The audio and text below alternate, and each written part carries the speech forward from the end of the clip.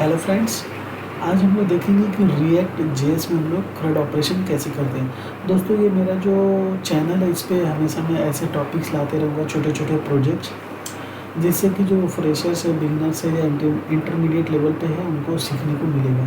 ठीक है, तो मैं कभी कोई कोर्स नहीं चलाऊँगा, प्लेलिस्ट वगैरह, मतलब स्टार्टिंग से कोई कोर्स नहीं सिखाऊँगा। मेरे पास ऑलरेडी प्रोजेक्ट होते हैं, मैं उसको आपको एक्सप्लेन कर दूँगा और गिटहब पे प्रोवाइड कर दूँगा, आप लोग वहाँ से डाउनलोड कर लीजिए। तो ये मेरे पास एक देख रहे हैं व्यू है, जो कि टेबल आ रहा है, इसमें कुछ डेटा है। ठीक है, यहाँ दो बटन है, एक व्यू प्रोडक्ट है और एक ऐड प्रोडक्ट है। यहाँ पे डिलीट हो रहा है और एडिट हो रहा है। ठीक है, तो फिलहाल हम लोग डिलीट करके देख लेते हैं। ठीक है, डिलीट हो रहा है, पेज रिफ्रेश नहीं हो रहा है, क्योंकि रिएक्ट का यही फ़ायदा है दोस्तों कि सिंगल पेज एप्लीकेशन है, SPA बोलते हैं इसको। ठीक है, कि आपका पेज जो है वो बोलते हैं रिलोड, रिफ्रेश नहीं होता है और आपको डेटा जो है वो डिलीट, अपडेट, CRUD जैसा भी हो वो मिल जाता है। ठीक है, तो यही फ़ायदा होता है, जो कि हम लोग jQuery से भी कर सकते हैं। jQuery में हम लोग AJAX यूज़ करते हैं, उसके थ्रू भी कर सकते हैं, बट भाई रिएक्ट है तो रिएक्ट की अलग बात है। ठीक है, तो इसको डिलीट कर देते हैं। अब आइए हम लोग कुछ डेटा यहाँ पे इंसर्ट करते हैं। तो मैं गया ऐड टू प्रोडक्ट पे। अभी ऐड प्रोडक्ट पे जाऊँगा तो भी मेरा पेज जो है रिफ्रेश नहीं होने वाला। ठीक है, अब यहाँ पे आ गया। ठीक है, अब मैं कुछ डाल देता हूँ डेटा, डब्ल्यू डेटा यहाँ पे डाल देता हूँ। ठीक है, आप देखते रहना, ये जो है वो बिल्कुल रिफ्रेश नहीं हो रहा है। अब ये डेटा तो मैंने डाल दिया, अभी मैंने डेटा डाला मोटोरोला। ठीक है, अब मेरे पास डेटाबेस है, डेटाबेस फिलहाल 3 डेटा, तो मैं इसको ब्राउज को रिफ़्रेश करता हूँ। अब आइए, मेरे पास 2 डेटा है, मोटोरोला है, सैमसंग गैलेक्सी है।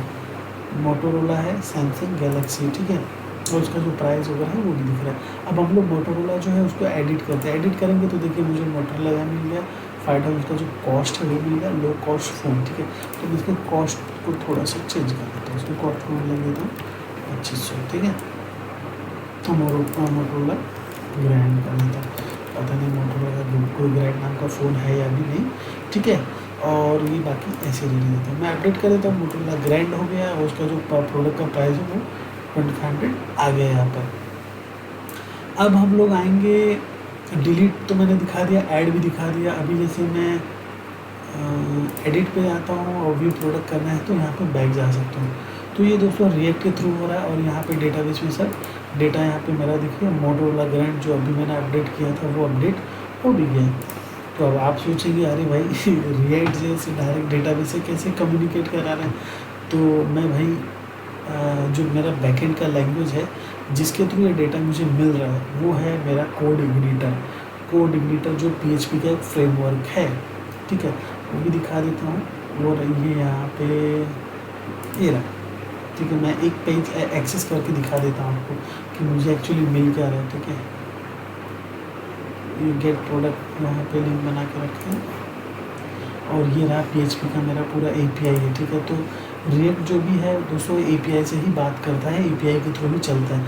तो मैंने जो API है वो कोड इग्निटर में यहाँ पे सब बना के रखी है। ठीक है, देखिए ये API यहाँ पे बना के रखी है।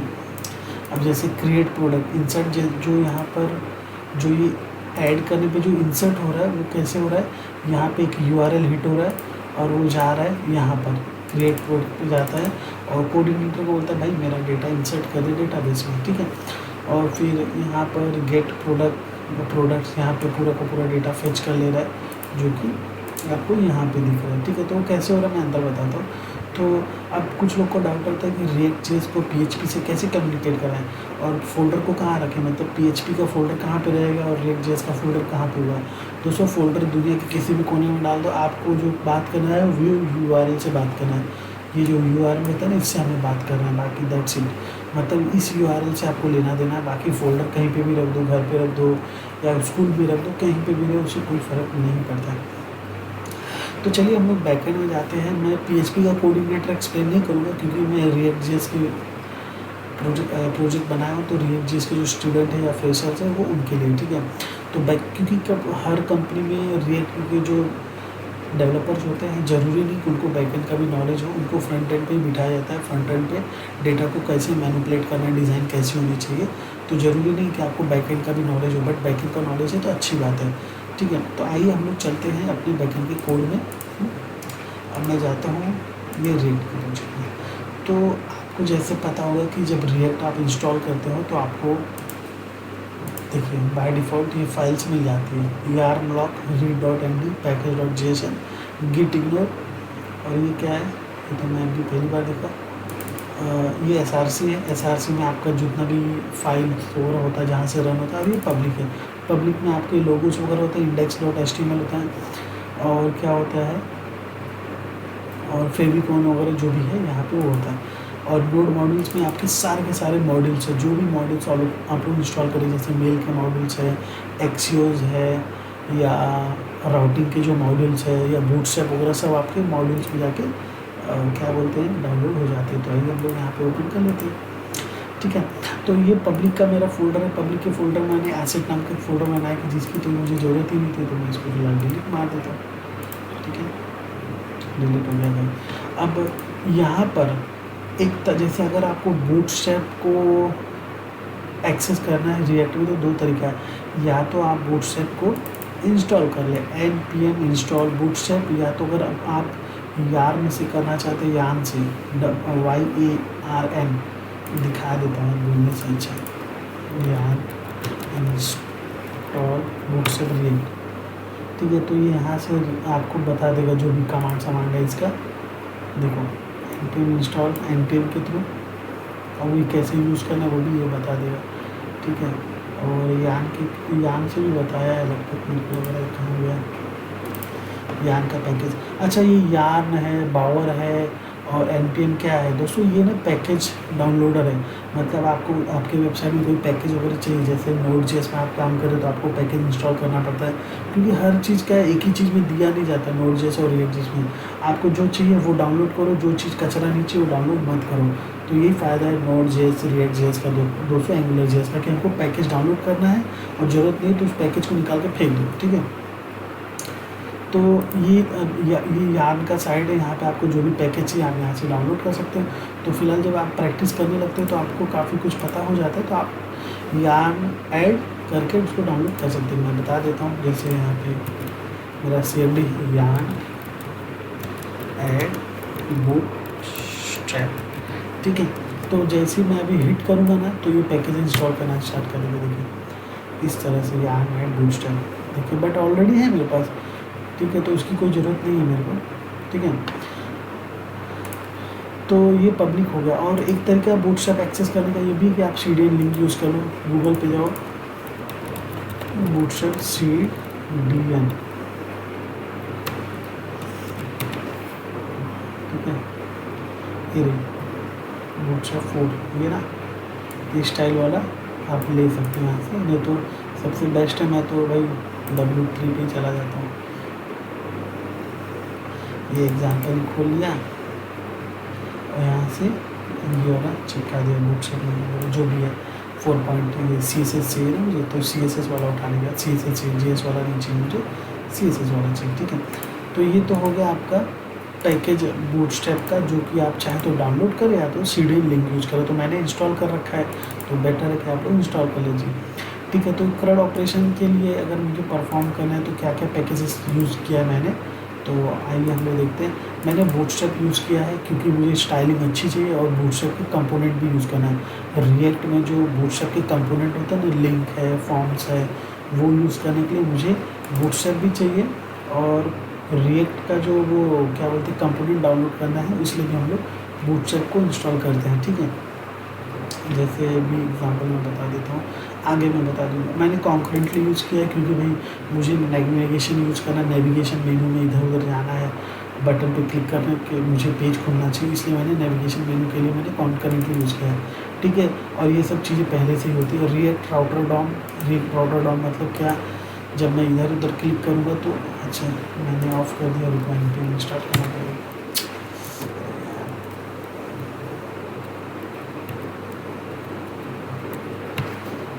वापस से स्टार्ट कर दिया है मैंने, वापस से स्टार्ट हुआ। ठीक है, तो और रिएक्ट स्क्रिप्ट ये पहले से ही होता है, तो इसमें से मैंने जो डाउनलोड की है वो 3 चीज़ें, एक रिएक्ट डाउनलोड किया है, ये डाउनलोड किया है, ये डाउनलोड किया है, और ये एक्सियोस डाउनलोड किया है। ठीक है, एक्सियोस को डाउनलोड किया है, ये जावास्क्रिप्ट का एक बोलते हैं ना फंक्शन फीचर है, जिसमें कि हम लोग API को हिट करा सकते हैं। ठीक है, API से कम्युनिकेट करने के लिए हमको एक्सियोस का यूज़ चाहिए होता है। ठीक है, एक्सियोस के अलावा आप फेच वगैरह भी यूज़ कर सकते हो, बट एक्सियोस का थोड़ा सा वो बेटर फीचर प्रोवाइड करता है। तो ये मेरा रन हो गया। तो ये राउटिंग के लिए मैंने यहाँ पर ये यूज़ किया है रिएक्ट राउटर डॉट। तो ये 4-5 पैकेजेस से मैंने जो इंस्टॉल करा था, आप भी चाहे तो आपको भी अगर क्रड ऑपरेशन करना है तो आप ये कर सकते हो, ठीक है। अब हम लोग आते हैं SRC पे। SRC में मैंने कंपोनेंट बना लिया। कंपोनेंट क्या होता है React.js में, जैसे कि आपके पास हेडर के लिए कंपोनेंट, हेडर कंपोनेंट हो गया, फुटर कंपोनेंट हो गया, साइड बार कंपोनेंट हो गया, और सेंटर का जो डेटा होता है वो कंपोनेंट, लेफ्ट साइड का कंपोनेंट। तो ऐसे अलग अलग चीज़ों से React.js बनता है, तो इसलिए हम लोग उसको कंपोनेंट बोलते हैं। अब मेरे पास 3 कंपोनेंट में मैंने 2 फाइल्स बनाई। एक लेआउट है जिसमें नाव बार है, और एक प्रोडक्ट का पेज जिसमें ऐड, एडिट प्रोडक्ट और होम पेज है, ठीक है। तो ये जो व्यू दिख रहा है और यहाँ पे जो ये सब दिख रहा है ऐड प्रोडक्ट, ये मेरा किस में है, वो यहाँ पर है प्रोडक्ट्स के फोल्डर में। और नाव बार कहाँ पे, जो ये ऊपर वाला ये नाव बार है, ठीक है। नाव बार में ऐड प्रोडक्ट है और व्यू प्रोडक्ट रखा है मैंने, ठीक है।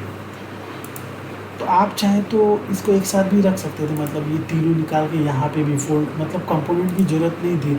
बट कैसा कंपोनेंट इसलिए बनाया जाता है कि फोल्डर की कोड मिस ना हो और प्रोजेक्ट अच्छा दिखे, पूरा कचरा भर ना जाए, इसीलिए, ठीक है। तो इसलिए मैंने कंपोनेंट बना ली। कंपोनेंट में 2 फाइल भी बना ली, प्रोडक्ट में 3 फाइल रख लिया मैंने, और लेआउट को अलग रख लिया। अलग अलग रखने से क्या प्रोजेक्ट का लुक एंड फील अच्छा लगता है और आपको काम करने में अच्छा लगता है। कभी कोई दूसरा बंदा भी काम करेगा तो उसको मतलब प्रोजेक्ट में काम करने में मज़ा अच्छा लगे, तो इसलिए इस तरह से इसको रखने का, ठीक है। तो आइए हम लोग देखते हैं कि पहले हमारा होम पेज कैसे दिख रहा है। मैं होम पेज पे जाता हूँ, ये होम पेज है मेरा, ठीक है। ऊपर का जो ये है इसको भूल जाओ, ये तो आपका 9/12 है, 9/12 से अभी फिलहाल कोई मतलब नहीं। हम लोग देखेंगे कि ये डेटा हमें कैसे मिल रहा है, ठीक है। अब आते हैं हम लोग होम पेज पे। तो पहले मैं जाता हूँ प्रोडक्ट में मैं होम पेज पे गया, ठीक है।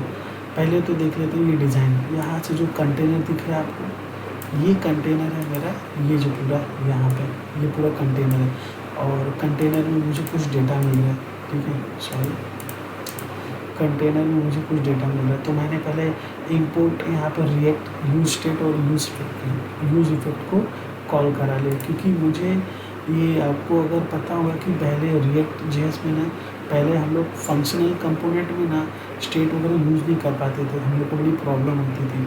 बट अभी क्या है, जब से उसका 16वां वर्जन आया है React.js का, 16वां या 18वां मुझे भी याद नहीं फिलहाल, तो उसमें उन्होंने ना हुक्स का कॉन्सेप्ट लेकर आया, यूज इफेक्ट, यूज स्टेट। उससे क्या है, हम लोग मतलब जैसे क्लास कंपोनेंट में हम लोग स्टेट वगैरह क्रिएट करते थे, उससे खेलते थे, वैसा फंक्शनल कंपोनेंट में हम लोग कर पा रहे हैं, ठीक है।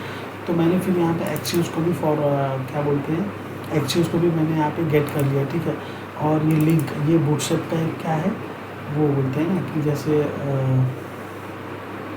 ये लिंक मतलब क्या है, यहाँ से वहाँ मुझे नेविगेशन में मदद करेगा।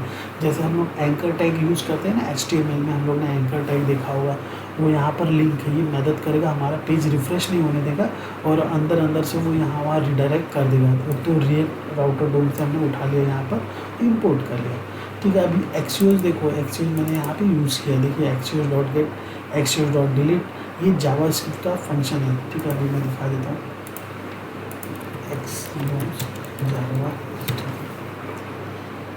ठीक है। ये रहा एक्सियोस। किसी भी वेबसाइट पे आप जाइए, आपको अच्छे से समझा देंगे।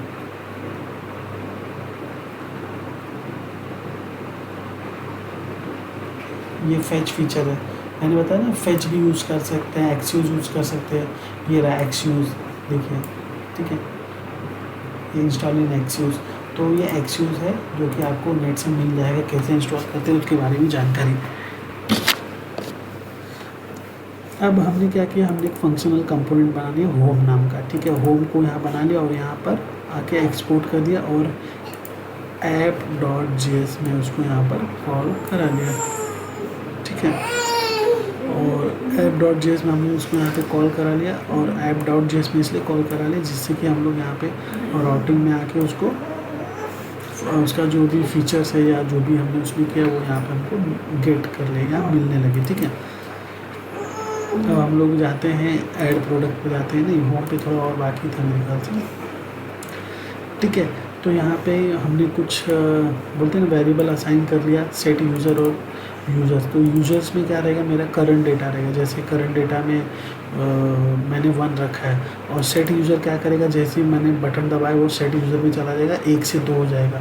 मतलब आगे के डेटा को एक्सेस करने या सेट करने के लिए हम लोग सेट यूज़र यहाँ पे यूज़ किया है हम लोगों ने। और यूज़ इफेक्ट तो मैंने बताया था, यूज़ इफेक्ट क्या है, वो हुक्स है। हुक्स में हमने ये लोड कर लिया ये फंक्शन, ठीक है।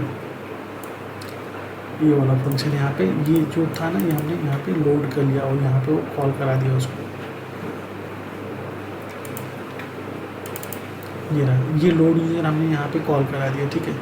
कि जैसे ही मैं डिलीट करूँ, जैसे ही मैंने डिलीट मारा, ये इसी पेज पे रहना चाहिए, ऐड प्रोडक्ट पे नहीं जाना चाहिए। तो इसीलिए मैंने क्या किया, यहाँ पर हमने डिलीट को, यहाँ पे डिलीट को कॉल करा, जो कि यहाँ पर है, ये लिंक में डिलीट यहाँ पर है, मैंने उसको कॉल किया और उसके बाद लोड यूज़र को करा दिया कि भाई डिलीट होने के बाद लोड, जो बाकी का डेटा बचेगा वो यहाँ पर लोड करा दे। और ये जो URL है, मैंने यहाँ पे URL मारा है, local host CI-cardzik show product, ठीक है, CI-cardzik डिलीट प्रोडक्ट, ठीक है। तो यहाँ पे मैंने उसको, जो कि मुझे यहाँ से मिल रहा था, यहाँ से मिल रहा था, ये रहा, क्योंकि मैंने कोऑर्डिनेटर में बना के रखा है, ठीक है। और ये डिलीट के लिए तो मैंने बता दिया। लोड यूज़र के लिए, लोड यूज़र कुछ नहीं है, ये आपका जो पेज रिफ़्रेश होने के बाद, पेज वैसे इसमें रिफ़्रेश नहीं होता, मतलब जो पेज लोड होगा उसके बाद सारा का सारा डेटा शो करा देगा, ठीक है। और यहाँ पर फिर मैंने मैप फंक्शन यूज़ करा। मैप फंक्शन क्यों यूज होता है, गूगल पे आप देख लेना जावास्क्रिप्ट में मैप फंक्शन का क्या यूज़ होता है। जैसे हम लोग फॉर ईच यूज़ करते थे ना, तो यहाँ पे JSX में फॉर ईच चलता नहीं, इसलिए हम लोग यहाँ पे मैप फंक्शन यूज़ करते हैं। जावास्क्रिप्ट का ES6 का ये फीचर्स हैं, ठीक है। तो मैप फंक्शन बहुत अच्छी चीज़, आपको आना चाहिए मैप फंक्शन, अगर आपको React.js या AngularJS में काम करना है, ठीक है। तो और अब जाते हैं हम लोग ऐड में जाते हैं। ऐड में भी वही किया है, एक फंक्शन कंपोनेंट बना लिया, बाकी का चीज़ जो चाहिए था वो यहाँ पे इंपोर्ट करा लिया। उसके बाद ये डिफ़ॉल्ट इसको एक्सपोर्ट करा दिया। कहाँ पे एक्सपोर्ट करा दिया, app.js में, कहाँ गया, ऐड प्रोडक्ट, ठीक है। और फिर यहाँ पे क्या किया, ऑन सबमिट पे, जब फॉर्म सबमिट होगा, ये फॉर्म सबमिट होगा, जैसे मैं बटन हिट करूँगा और ये फॉर्म जब सबमिट होगा, तो ये जो पूरा पका पूरा इसमें जो मैंने कोड लिखा वो रन हो जाएगा। रन होगा मतलब क्या करेगा, exe.post, पोस्ट मतलब जितना भी फॉर्म का डेटा है, जो भी फॉर्म का डेटा है, मैंने फॉर्म लोड करा दिया, जैसे jQuery में हम लोग करते थे, जैसे फॉर्म लोड करा दिया और सारा का सारा डेटा इस URL पे चला जाएगा। और उसमें यूज़र में मैंने सारा डेटा स्टोर करा लिया सेट यूज़र के थ्रू, ठीक है। सेट यूज़र क्या करते हैं कि जो भी डेटा होगा हमारा करंट फॉर्म में, वो उसको पे सेट कर देगा। और ये आपको पता होगा, 3 डॉट फंक्शन यहाँ पे स्प्रेड ऑपरेटर यूज़ किया है, तो स्प्रेड ऑपरेटर से सारा मेरा डेटा आ गया, ठीक है।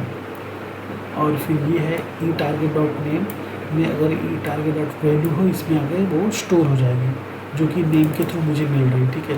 कौन सा नेम, ये नेम, इस नेम के थ्रू मुझे इसका वैल्यू गेट कर लिया, वैल्यू को गेट कर लिया इसमें, ठीक है।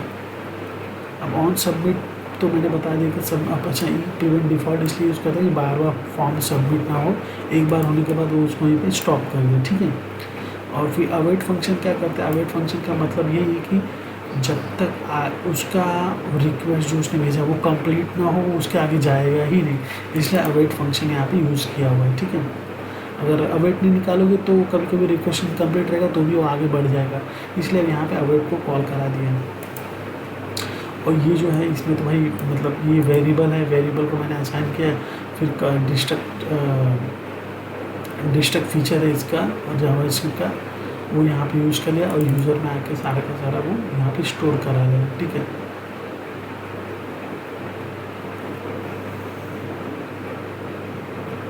डिस्ट्रक्चरिंग बोलते हैं इसको, ठीक है। मेरे ध्यान में नहीं आ रहा था। अब आते हैं हम लोग एडिट पे।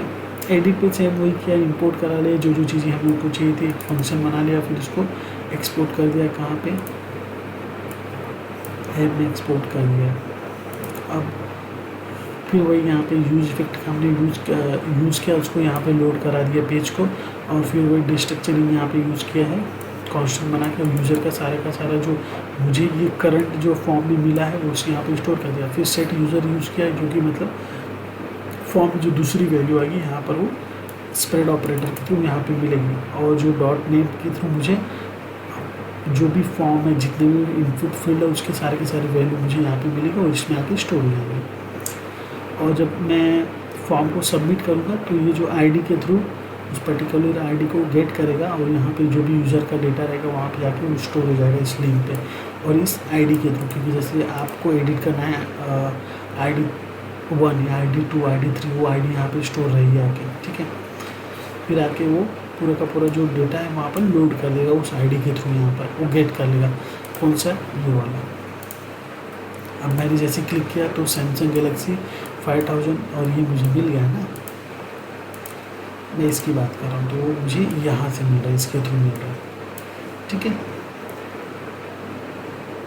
यहाँ पे आईडी भी हम लोग गेट करा सकते थे इस फॉर्म में। अभी मैं आपको बता देता हूँ आईडी कैसे गेट करते हैं यहाँ पे, तो आपको क्योंकि समझ में नहीं आ रहा है ना कौन सी आईडी। अभी जैसे मैं क्लिक करता हूँ तो अब यहाँ पे सैमसंग गैलेक्सी पर आईडी तो नहीं समझ में आई ना कौन सी आईडी है। जैसे एक और मैं डेटा ऐड कर लेता हूँ, आपको समझा देता हूँ। अब दो मेरे पास ये सीरियल नंबर है, आईडी नहीं है, ठीक है। अब मुझे एक और डेटा डाल देता हूँ,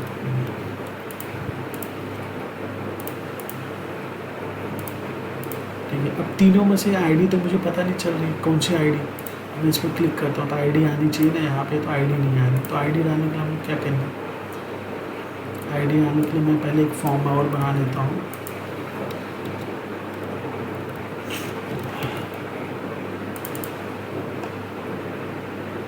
मुझे यहाँ पे आईडी डिस्प्ले कराना पड़ेगा वेरिएबल, ठीक है। और इसको कम बढ़ा देता हूँ और इसको भी यहाँ पे भी मुझे लेना पड़ेगा पूरा। डिस्ट्रक्चरिंग में ऐसे ही होता है, जो आपको वहाँ पे असाइन करना है यहाँ पे उसको लेना पड़ेगा। और सॉरी ये आईडी है,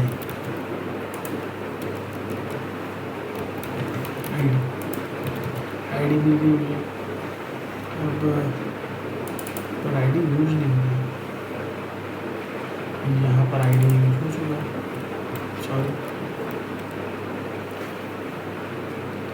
प्रोडक्ट आईडी मुझे पता है मैंने बहुत फटाफट बोला, बहुत लोग को नहीं समझा होगा, बट मेरा वीडियो उनके लिए है जो ऑलरेडी थोड़ा मोड़ा जानते हैं, ठीक है।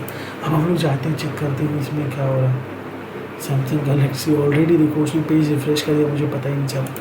बैक जाएंगे, अब यहाँ पे गेट करेंगे, देखो 41 यहाँ पे मिल रहा है, बस ये खाली जा रहे हैं। मुझे 41 यहाँ पे मिल रहा है, बट जियो फोन नहीं मिल रहा, प्रोडक्ट नहीं मिल रहा, देखते ही क्यों नहीं मिल रहा।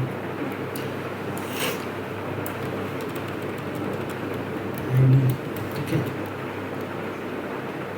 चेंज,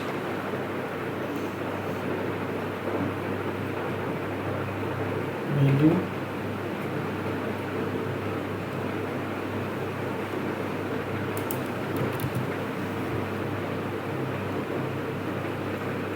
शायद यहाँ से API से मैंने उसको आईडी नहीं दिया लगता है। गेट प्रोडक्ट, क्रिएट, अपडेट, तो गेट प्रोडक्ट में मैं आ जाता हूँ, ओके। नहीं, यहाँ से भी आईडी तो पास करा है मैंने, गेट प्रोडक्ट के तो मुझे आईडी मिल रही है, तो वहाँ पे भी इसकी अवेलेबल होनी चाहिए, तो क्यों नहीं हो रही। आई लो रिएक्ट के प्रोजेक्ट में देख लेते हैं आईडी,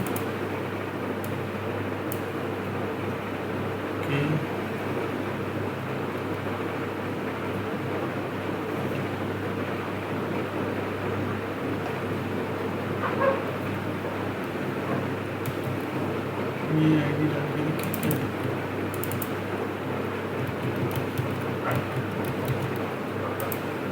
हाँ सही, ठीक है। तो मैंने गलती कर रहा था, मुझे ये आईडी डालनी थी, ये वाली आईडी, ये सॉरी वो आईडी मुझे यहाँ से मिल गई थी,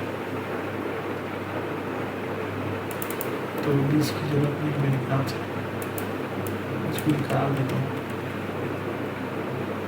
मैं खाली आईडी बताने के लिए आपको कर रहा था। अभी देखते हैं क्या हो रहा है। व्यू प्रोडक्ट पे गया और सैमसंग गैलेक्सी पे गया 35 मिल रहा है, मोटरोला पे गया तो 40 मिल रहा है मुझे, और इस पर 41 मिल रहा है। ठीक है, डेटाबेस में चेक कर लेते हैं 35, 40, 41। ठीक है, तो इस तरह से मुझे आईडी भी मिल रही है सबकी। ठीक है, तो मैंने आईडी का फॉर्म बना लिया।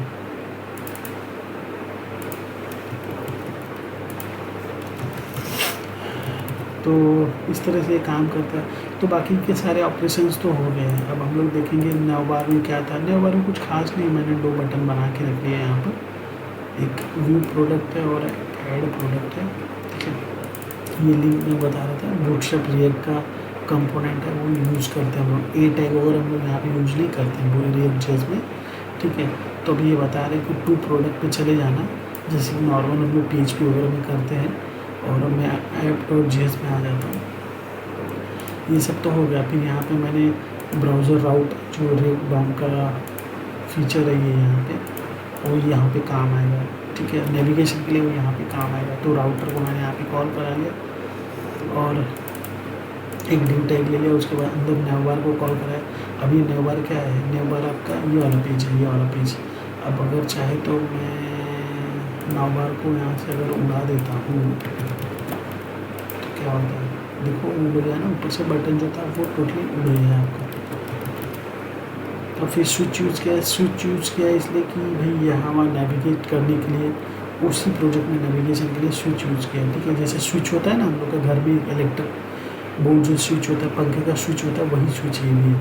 ठीक है, राउट के थ्रू हम लोग एग्जैक्ट पाथ बता रहे हैं कि भाई तुझे कहाँ नेविगेट करना है। कंपोनेंट में जाना है, कंपोनेंट में क्या है, होम है, ऐड प्रोडक्ट है, वहाँ पे वो रिडायरेक्ट हो रहा है। ठीक है, एडिट के थ्रू मुझे उसकी आईडी मिल रही है और प्रोडक्ट ऐड हो रहा है यहाँ पर। ऐड के थ्रू उसका जो होता है ना URL, वो ऐसे यहाँ पे हो रहा है और ये उसकी आईडी है। ठीक है, तो ये था पूरा प्रोजेक्ट क्रिएट का ऑपरेशन। तो दोस्तों आई होप आपको वीडियो शायद थोड़ा पसंद आया हो या नहीं भी आया होगा, क्योंकि काफ़ी फटाफट बोला। अब हो सकता है कई लोग कंफ्यूज हो गए होंगे। ठीक है, बट ये प्रोजेक्ट मैं आपको लिंक बॉक्स में दे दूँगा डिस्क्रिप्शन के, तो वहाँ से आप प्रोजेक्ट उठा लीजिएगा और अच्छे से समझ लीजिएगा। फिर से वीडियो देखने के लिए धन्यवाद।